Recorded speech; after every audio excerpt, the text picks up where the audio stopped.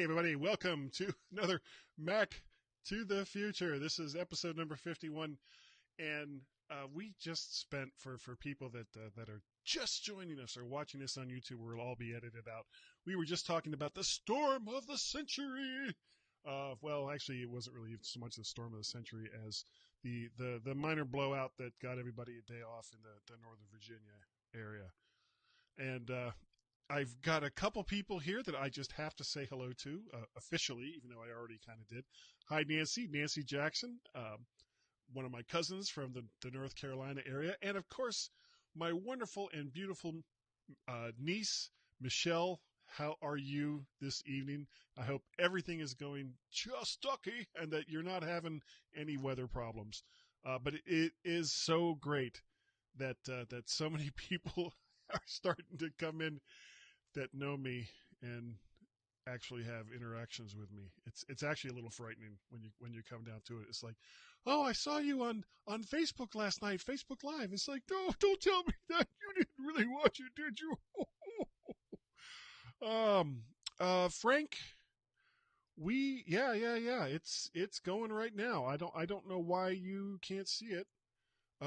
Try going over to the main Facebook page. That might handle it. A couple things. The Mac Pro. I may have talked about this last week. I can't remember. The Mac Pro that I gave to Peter is now working. The problem with it was,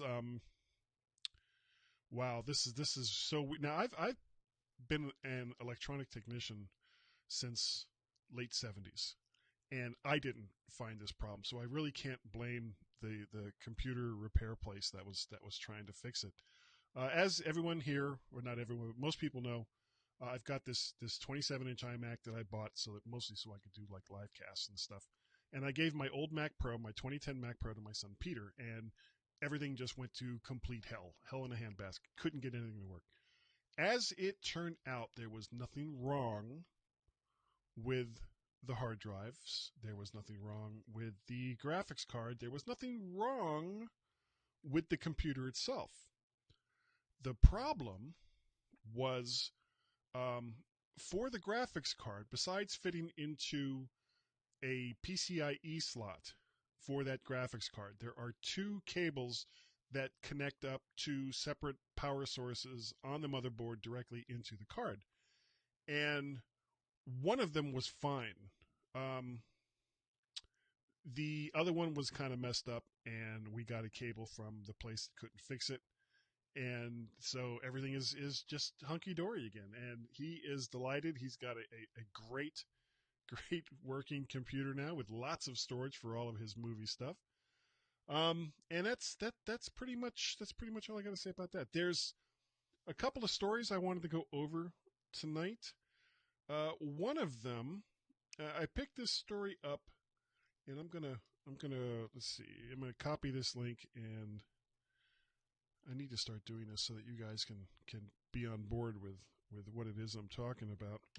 This is a story from Apple Insider, and I'm going to go ahead and put this up here on the screen. Story from Apple Insider about Apple developing MicroLED tech at a, they call it a secret facility. It's not really a secret facility. It's just a couple blocks away from Apple's main spaceship, mothership, whatever you want to call it. And what they're doing is they're creating the next generation of small displays like you get on the Apple Watch, which I have charging at the moment. It's called MicroLED. Now, currently, Apple gets, I'm guessing, the majority of these small screens, and I think these are just like little OLED screens. These aren't MicroLED screens, from Samsung and probably a few other sources. But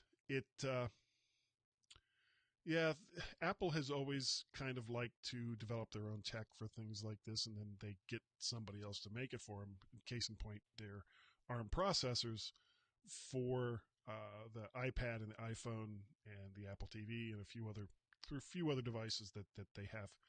So they're looking to create the next generation of LED displays called MicroLED, and eventually, once they get the process down, that they'll put it out for somebody else to make for them, and hopefully it'll scale out so that eventually we may actually see these screens in the future for telephones, for iPhones and iPads and maybe even laptops if they can do it cheaply enough. And really, it's an economy of scale. Once the process is cheap enough and you can make enough of them to where it's not costing you an exorbitant amount of money for each one of these displays, and as the cost comes down, you can use them in more places, so you make more of them, and then the cost comes down. It's a cycle. So we shall see what they do with this, but it's probably looking at Brian, we're looking at probably 2 years before micro LED is at the point where it can be you know, d- put out into actual products. We'll see about that. The next story I have, and I gotta be honest, I am so friggin' tired of talking about this. Um, it just seems like every single week there's more stories along these lines. Yet more analysts are saying that there's going to be local or lower iPhone sales. And, kind of under the what again category, more analysts are predicting lower iPhone sales based on Asian manufacturing supply chain sources. This is a direct quote from a source. The iPhone 10 didn't sell well during the holiday season. One told the Longbow team, "We didn't get as many first quarter orders as previously anticipated." Now, I'm sure that these lower sales had nothing at all to do with the fact that the iPhone 10 was not available until more than halfway through the quarter, or that many people that were going to buy a new iPhone knew that the 10 was coming and therefore were holding off to see what the 10 was going to be like before they bought a new phone. The real tale will be told once second quarter results are given. Now, what Apple has said, and remember that Apple doesn't usually talk about these things. What Apple has said is from the moment the iPhone 10 was available for sale, it was their number one selling phone. Their number one selling phone, which means that when you read something like the iPhone 10 didn't sell well during the holiday season, we didn't get as many first quarter orders as previously anticipated, they're full of crap. That I can't, I try to keep this family friendly, so I can't use some of the words that I would like to use, but it is pretty much crap. Now, based on this, here is my promise for this show going forward.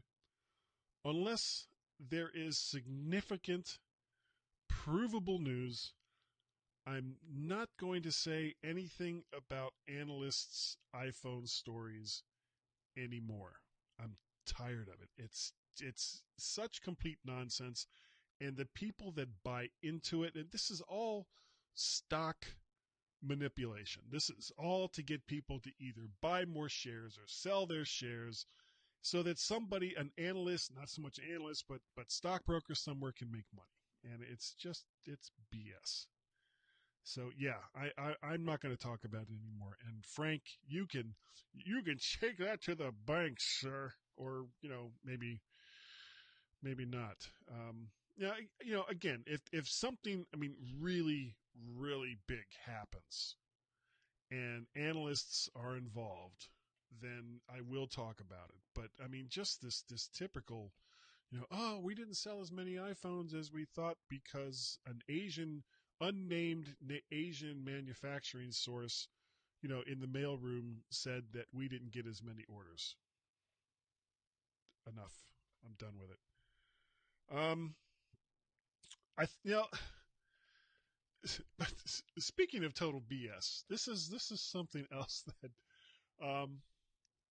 I decided that I had to kind of bookend the iPhone story with this one, just because it's just so crazy and means almost, really, almost nothing. Apple and Google dropped to 28th place and 29th place in corporate brand reputation. Amazon remains at the top for the third year in a row. Now, this story is from Reuters, and let me dump that in here real quick. Story is from Reuters, so it does have some credibility, but basically, Apple as a corporation has been as high as number 2 in this reputation of corporate brands survey. And they were number 5 last year, while Google was at number 8. And I guess this is bad. I don't know. It's certainly not putting a dent in Apple's sales, but it is kind of weird. It's like is this is something that only marketing people could really care about? It's like, oh no, according to a survey of other marketing people, my brand's identity has dropped from this level to this level, and yet I'm still selling the same amount of gadgets. I don't know. And Amazon is the apparently the winner here. Ooh, I just did something really, really stupid, but it's not going to affect what's going on here. But it's something I'll have to fix later. I hit the wrong button, and it could have been a disaster. But as it turns out, it's not that big a deal. What we're going to do, since since I'm just seem to be screwing up left and right, and I gotta let it go. Yes, Michelle, I am a nerd. I'll probably have to work tomorrow too. And there's your lovely daughter. Hello. So everyone, please stand by. We're gonna play a quick ad here, and then we'll be back with some more stuff.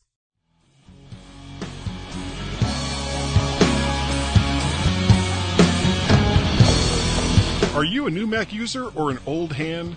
Wish you could know the ins and outs, keyboard shortcuts, or hidden tips and tricks to make you more efficient using your favorite computer? Hey, it's your lucky day, because Edward Eisen has written a great guide to knowing more about the Mac and the OS that it runs on. It's called This is the Light Side, and it's available through Apple's iBookstore or with Amazon. Better yet, it's not a stuffy old book that gathers dust on the shelf once the next operating system is released, because it's an e-book that you can look at any time you want. It won't get outdated because it's continuously being updated. Information on setting up your new Mac, installing and getting rid of applications, security settings and what to look out for, keyboard shortcuts, some basic app recommendations, how to use Windows on your Mac, if you really want to, that is, advanced topics, searching, using iCloud, and much more. All this for a mere 99 cents. Go to the iBookstore or Amazon and check out Edward Eisen's This is the Light Side. It's the book you want on your virtual shelf.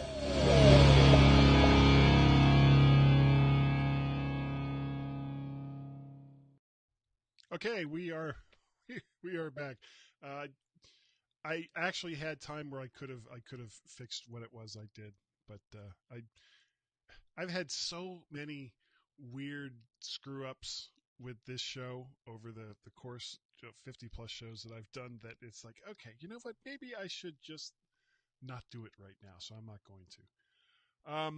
couple last things. If you've seen the latest ad for Apple, with you have the young woman who is walking through her school, and she's looking at basically lockers and art supplies, and things are just, she's using her face to open up all these things. And it's a great ad, but at one point, right around the 50-second mark on the full length version of the ad, she looks at her phone and a message comes through. The weird thing, and this shows you how much people pay attention to these things, and they really shouldn't, but okay, fine. There was an iMessage bug that supposedly was quashed, where um, some of the text for a message that you have received would appear outside of the notification bubble.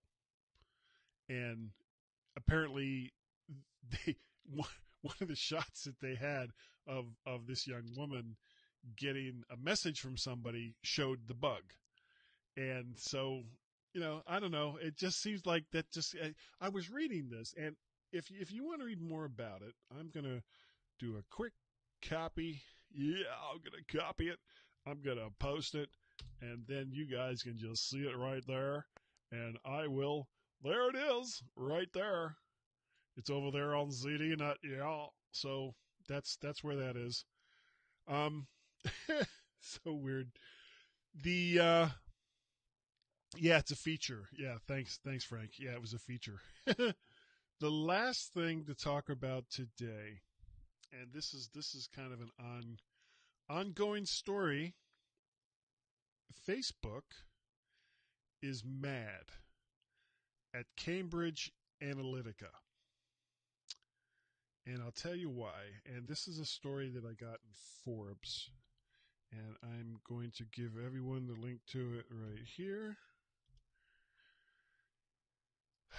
So, basically, what's going on is Cambridge Analytica had its Facebook account suspended over what Facebook claims is improper use of data that was originally given for authorized research. Cambridge naturally denies any wrongdoing, but the real question is what the fuss is about when Facebook and several universities have done manipulation of data in experiments against large groups of Facebook users in the past.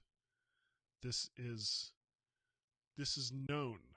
This is what they do, and it's not just universities that Facebook is giving this data to. Facebook is giving data that you, as a Facebook user, you've been giving them your data, where you are, what you're doing, your pictures, your live casts, everything that you do on Facebook is subject to them packaging and giving to someone who has the right stuff. In this case, stuff is money.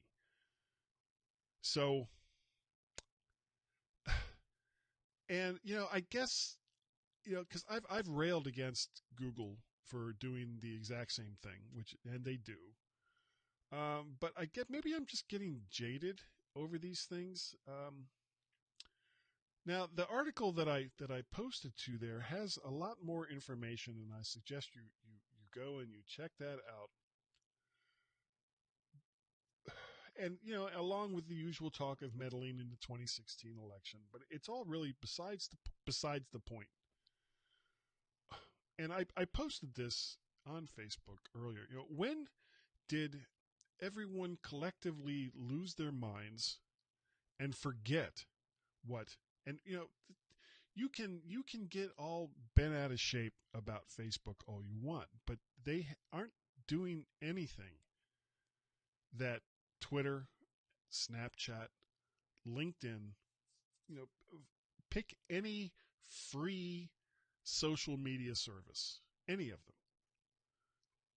them. They have to have some way to monetize, to make money over for the services that they're providing. And if you aren't paying for a service online, It means that you aren't the customer. You're the product. This is how it works. So as you post on Facebook and Snapchat and Twitter and LinkedIn, and again, pick your G plus. God, Google is getting it, trying to get it both ways.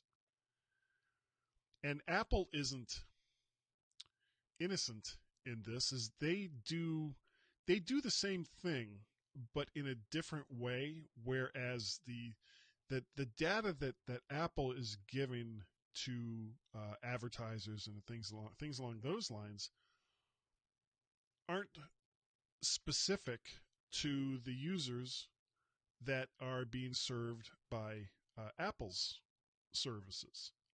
And it's why you don't typically hear Apple's name in these kinds of stories, even though Apple is doing the same thing, but they don't do it in the same way. So, that's something you need to think about when you're posting on all of these services.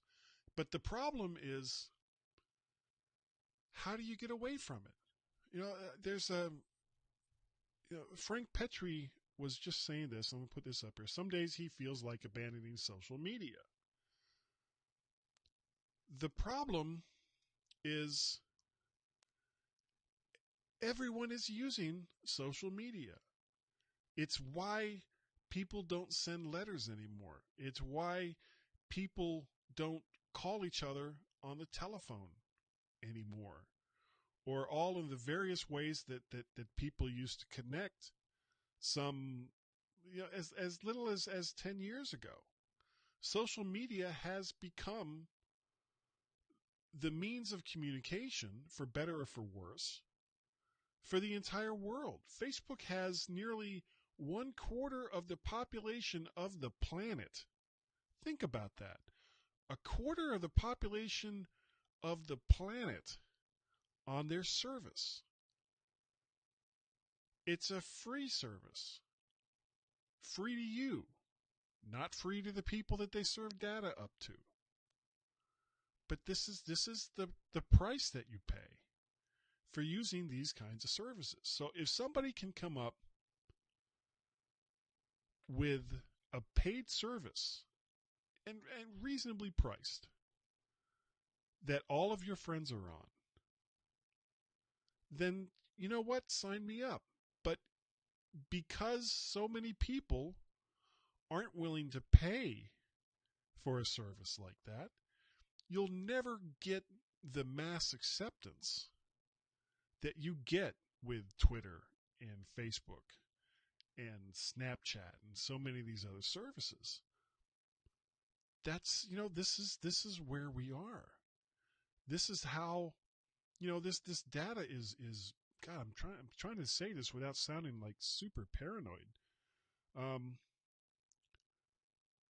The data that you give them is used in various ways, not just to sell you diapers and beer, but in various ways to manipulate your emotional state, to get you to pay attention to certain types of news and to not pay attention to other types of news. And people pay big money for this. I don't know what the answer is. I really don't. I don't, I'm just this guy that does this weekly internet show, and then another one on the weekends where I'm mostly talking about tech. But I don't see a solution to this.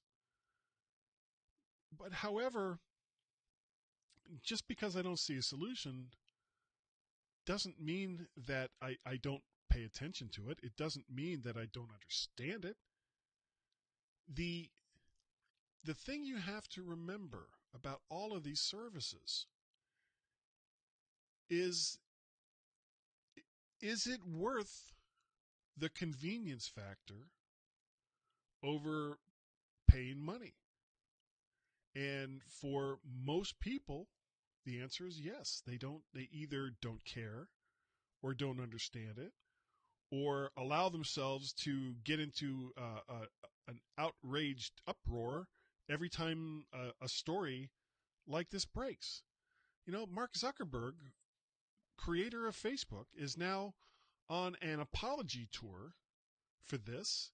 And, you read what his apology said, and I'm not going to link to it. If you go over to any of the major news sources, you can find out what he said there. But it reads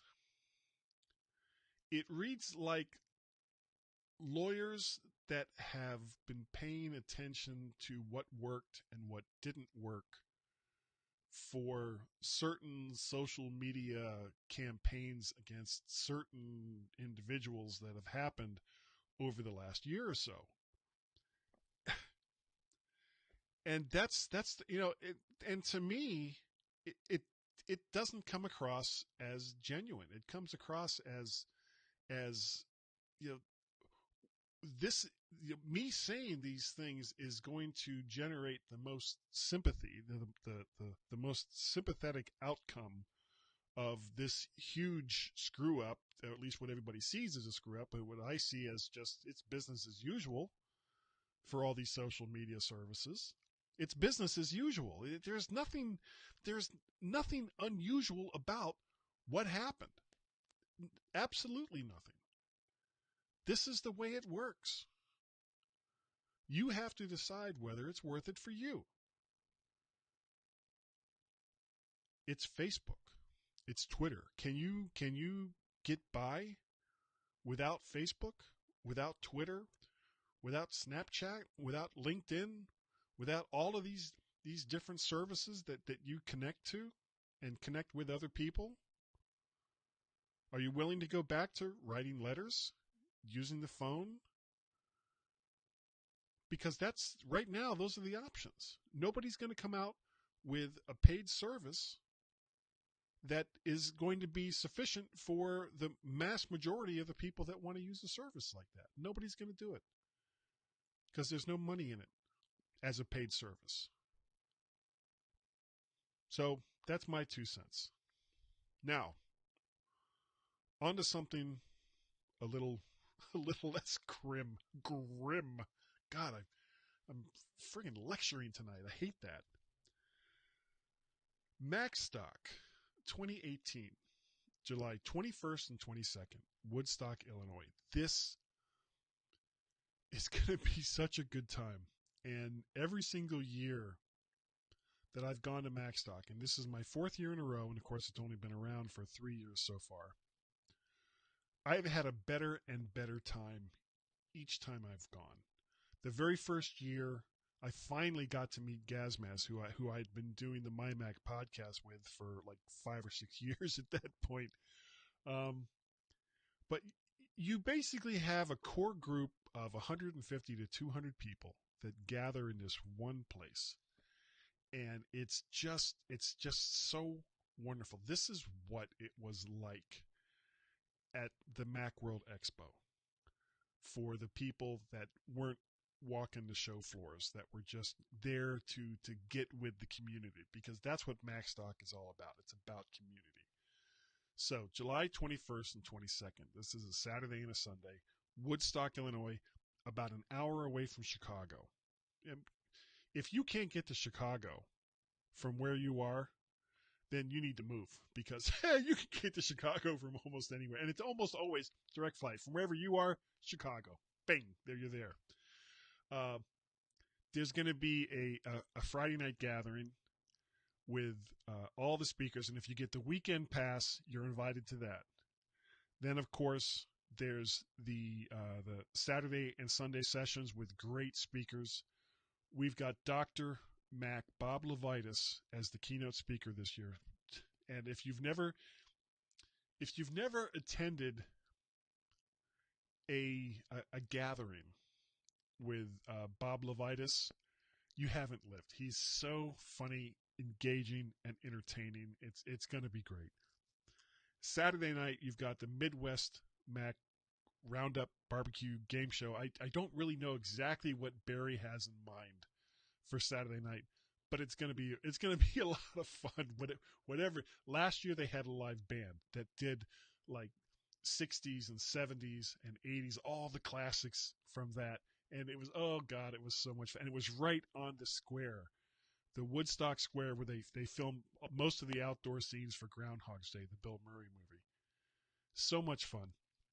And then Sunday, oh, I almost forgot.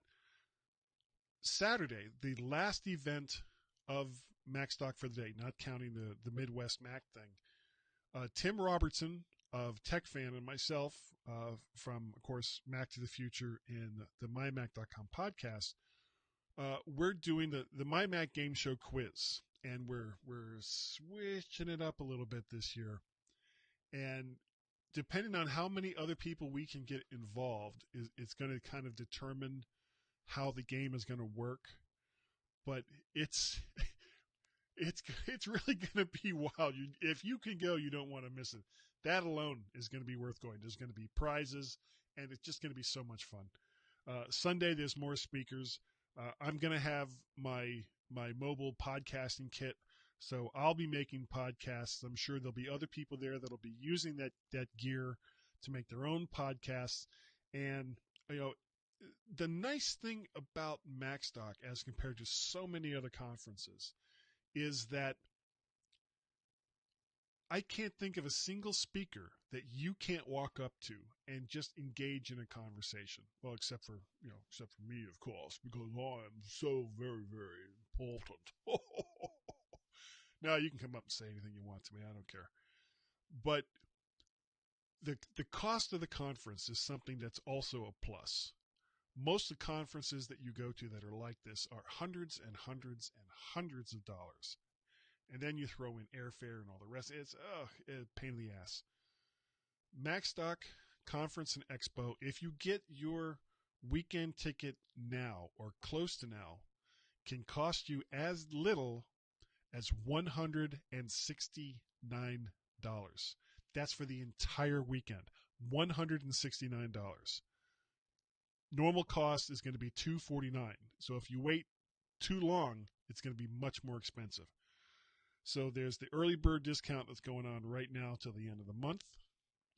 And then you can get an additional $10 off by using the coupon code. And they did this just for us. MTTF bonus 10. Type that in. You'll get an additional $10 off from the $179 price for the early bird, bringing your total cost for the entire conference to $169, not counting your hotel and transportation and all the rest of that. But this is like a crazy bargain. You do not want to miss the Macstock Conference and Expo. It's going to be so much fun. And now with that, we're kind of at the end here. If you would like to get a hold of Warren, who's currently in loving life down there in Southern California, along with his wife and family, you can find him here, the Mac to the Future Facebook page. You can find me. You can send me an email, guy@mttfgo.com, or you can also reach me, Mac Parrot. That is my name there on the Twitters. And my God, we have a Skype telephone number. Please call our Skype telephone. I want the Mac to the Future group to take this Skype number away from the MyMac podcast group, because nobody calls it over there. But you can call us here on our Skype number, 703-436-9501. Leave a message, and we'll play it right here on the show. And I think that is going to about do it for this evening. Thanks to everyone who showed up. And actually, hey, my cousin Ken Nichols is on. Ken, you missed the lecture. You'll have to go on over to the YouTubes, and there'll be I'll have a link to this edited show once it's done. But if you want to see the lecture, go on over there, grab a link. You can watch the entire thing and see me get like all serious. That's right, serious guy with my not Bon Jovi hat. What is this? Ron John, with my Ron John hat. Okay, So thanks again, everyone, for joining me this evening, and we shall see you next time. Maybe. Wait, which one am I hitting here? Is this it?